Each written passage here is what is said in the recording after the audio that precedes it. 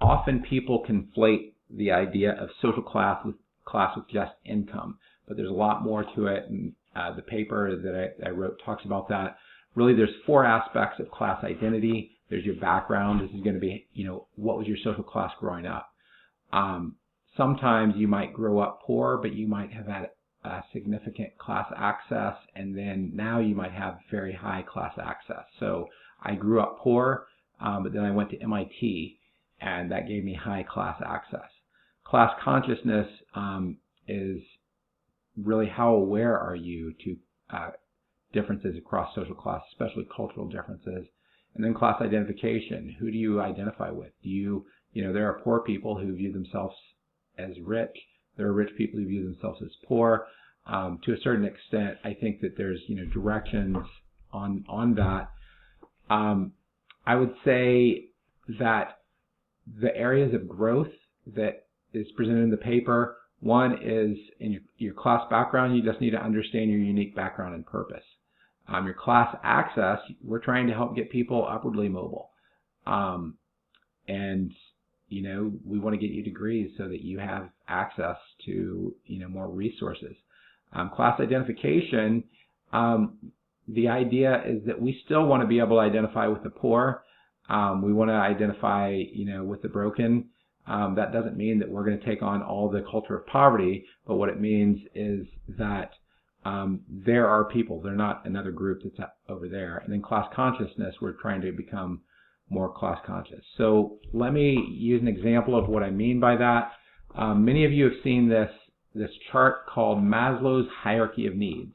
And Maslow is a psychologist who he said, if you're missing basic needs like food and water, often it's harder to think about, what your self-actualization is going to be. And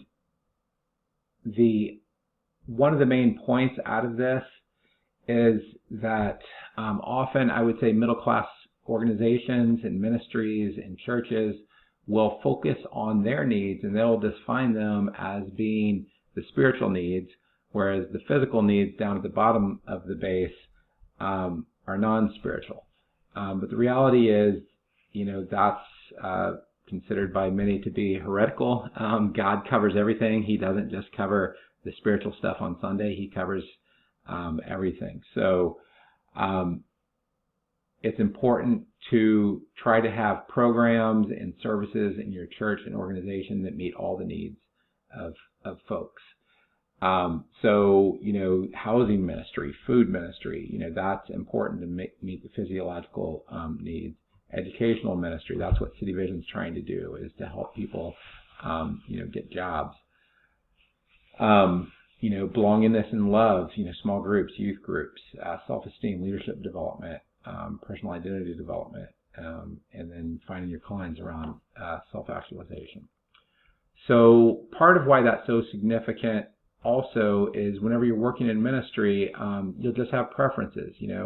My wife likes some things that I don't like. She likes broccoli, I don't like broccoli, right? But then across social class, there's cultural dimensions that often are going to be different across what I call the dominant class, where that is the upper kind of upper middle class and middle class versus the working class and poor. So, in the dominant class, the focus is going to be on quality. You have to have the highest quality, you have to have the latest iPhone, or, getting it quickly. That's the latest, right? So, but if you're poor, ultimately you got to focus on things being low cost. In a lot of organizations, that are more dominant class, their focus is on being very structured and orderly. Church starts on time, and everything has to be very efficient. Whereas in non-dominant class, it's much more relational. In a lot of organizations, it's much, the dominant class is to be detached and objective, whereas the non-dominant class might be spontaneous and subjective. In dominant class, often it's better to be reserved, whereas non-dominant class might be more intense. Dominant class in in the U.S. at least, is egalitarian. This varies somewhat across the world. But non-dominant class often, if you're poor, you learn that you got to do what your boss says. Usually, if you're working class, there's just a question of, is trauma avoided or is trauma common? It's just a part of life. And there's a lot more lower class culture and values that will go into some of these class dimensions that we'll talk about.